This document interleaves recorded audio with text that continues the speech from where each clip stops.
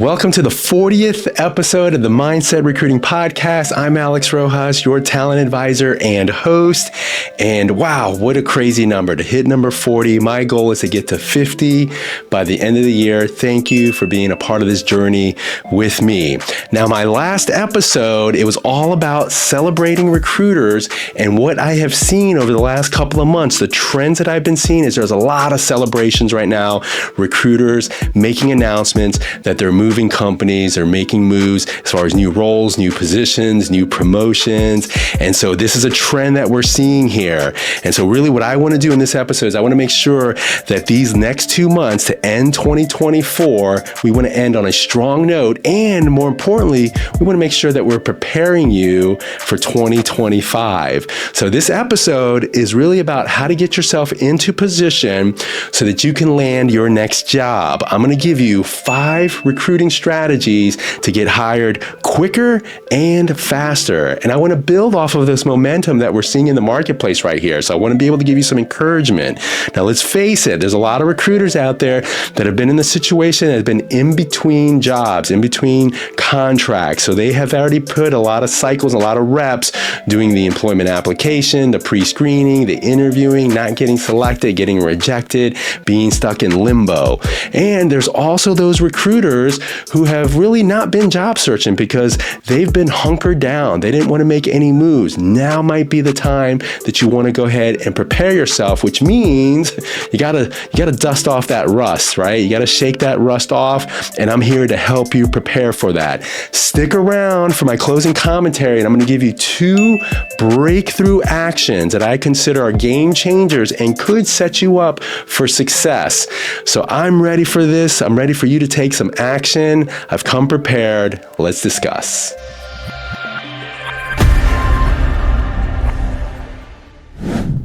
Okay, so let's kick this thing off. This episode's all about helping you find your next job. And I'm giving you these 5 strategies really to get hired quicker and faster. So number 1, advanced job searching. So what we want to do is we don't want to just do standardized job searches. And the 3 most powerful tools that I think that we have at our disposal as recruiters is going to be LinkedIn, Indeed, and Google. And so we want to make sure that you're set up on there to do a little bit deeper dive and using all of the modules and the bells and whistles that allows you to be more targeted with these searches.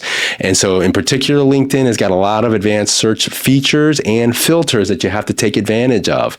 Indeed, a lot of recruiters don't realize that within Indeed, if you build your profile, it makes it much more easier for you to go ahead and click and apply directly and not spend so much time being able to search and navigate and apply through that experience process.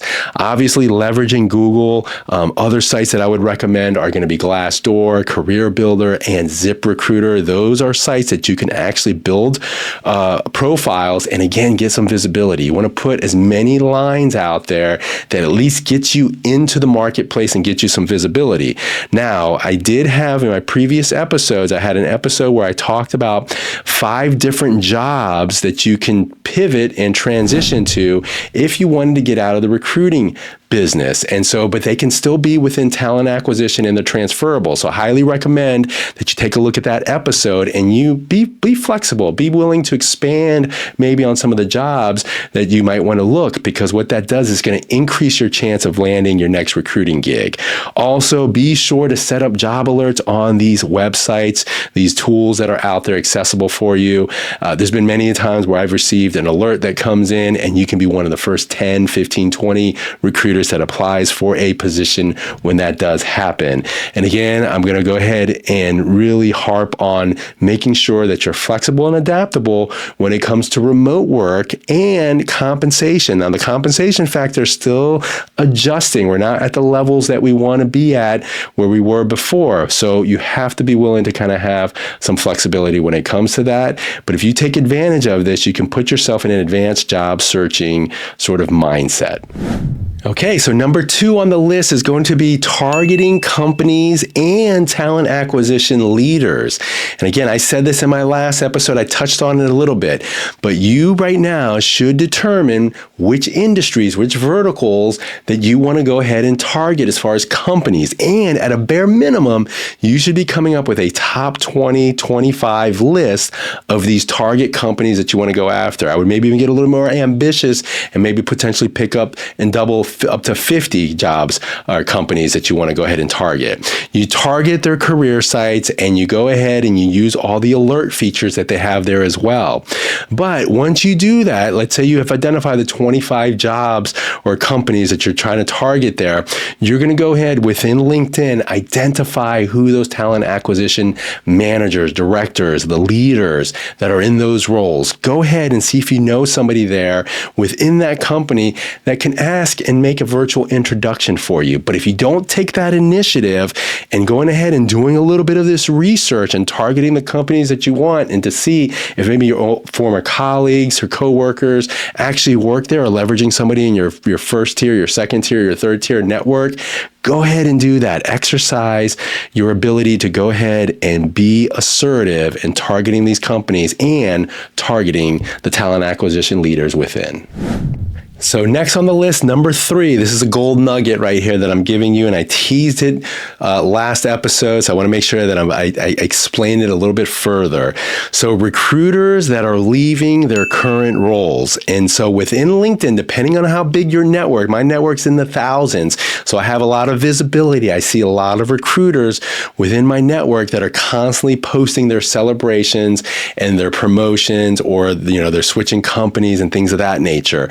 And so when they're celebrating new jobs, guess what that means? It means the likelihood is there that their position that they're leaving has to be backfilled. This is a great opportunity for you to reach out to that recruiter, give them a congratulations, give them a little intro on yourself and say, hey, I'm in the job market. Has your position been backfilled? If not, would you mind making an introduction, or who can I talk to? Or for that matter, the company that they're going to, so you know that they're hiring recruiters. Hey, I would love to see if there might be any more open roles down the road for this new company that you're at. Can I stay connected with you? So there's an amazing opportunity just by being observant. Now, here's the truth of the matter. If you're a recruiter that only checks in on LinkedIn feeds once or twice a week, you're missing out on hundreds and thousands of feeds, depending on how deep your network is. So those are missed opportunities.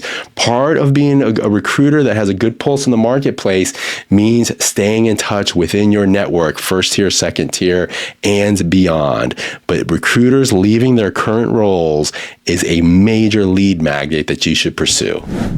So the 4th strategy that I want to go ahead and cover with you has to do with talent acquisition communities. A lot of times this is a no-brainer when it comes to LinkedIn communities and groups. If you're not involved in any of these groups and you're not active with it, then you're just a bystander. You're not going to get anything out of it. You have to participate in some of these groups, follow some of the postings, make some comments, repost, share, like. You got to do all those things that I ask you to do at the conclusion of my episodes. But there is at least a dozen or so what I would consider major conferences every year within the talent acquisition community. And they happen all across the country, and there's even some on the global scale as well. So some of the big ones that I love are going to be SourceCon and ERE. RecFest was another one that took place in Nashville. These are some amazing opportunities where you can really get a good sense of being part of community. And if you haven't been to any of these, then you're not really part of community. You're not part of that network. And you have to go ahead and take action. There's also local groups. A lot of these big cities throughout the country have local chapters, recruiters that get together and share best practices and share ideas and network with each other. Now, on top of that, there's also going to be a lot of these HR conferences. So TA does fall within that human resources umbrella. And some of these conferences and trade shows are even 2 times, 3 times bigger than the talent acquisition conferences that are out there. The other thing that I would just say as far as building a community is you got to make sure that you follow influencers on these social media platforms. So there's a lot of recruiters out there that literally have tens of thousands, hundreds of thousands of followers, and they've really built a great brand and market for themselves to communicate within the talent acquisition industry. Be part of those communities. Again, follow, like, share that. Share some substance with your community, with your colleagues, and make sure that you also get involved in some of these user forums that are out there, especially with artificial technology that's become so relevant now in our community space. But take advantage of this. Be part of a talent acquisition community. Okay, and then finally, the fifth strategy to get hired quicker and faster and find your next recruiting job, it has to do with being open to contracts and connecting with recruiting agencies. And so what I mean by that, if you're a recruiter and you're a W-2 employee with benefits and things of that nature, be open to possibly pivot over to a contracting gig, become an independent contractor. A lot of companies will open those opportunities up for 3 months, 6 months, 1 year, or open-ended contracts. And the more that you open yourself up to that idea, it could help you out. You could get an increase in rate, but it depends. But if there is going to be a trend here over the next few months that jobs are going to be opening up, contract jobs are usually one of the first ones that open up, and that might be an opportunity for you to take advantage of. Now, if you're a recruiter that has not really done this in the past, I would highly recommend that you identify at least 2 to 3 agencies that specialize in placing recruiters for their clients. By being part of at least 2 or 3 agencies and making connections with that recruiter, the business owners, again, you're going to get more visibility. You're going to have somebody, an agent that's really representing you and is going to go ahead and keep you in mind next time there's an opportunity that opens up, a new recruiting position that opens up. And so you want to go ahead and make those connections. If you don't have at least 3 agencies in your back pocket that are specifically niched out to hiring recruiters and placing recruiters either on a permanent basis or on a contract basis, if you don't have that, make that a number 1 priority for yourself. There's going to be those within your cities. Go ahead and make those connections with those staffing firms. The other thing, again, that I'm going to emphasize here as far as contract rates is you're going to have to be flexibility because, again, we're not quite at that stage yet where, the rates are really where we thought they would be. But that's okay. That can change as we head into 2025. And the other thing that I'll throw out there for staffing firms and agencies, remember, this is a really big one. A lot of staffing firms are still doing splits, 50-50 splits with recruiters who are willing to put in some cycles and put in some legwork, right? Some what I would consider sweat equity to go ahead and do 50-50 splits on some of these perm placements. So there's some opportunities there that you can partner up with some of these staffing firms. There are some great website portals as well that offer opportunities for you to bid on some work that you can go ahead and work on. You never know that you can land some of these opportunities that are out there to kind of get you back into the game. So there you have it. These are the 5 strategies that I think will help you land your next recruiting job, and it's going to happen quicker and faster.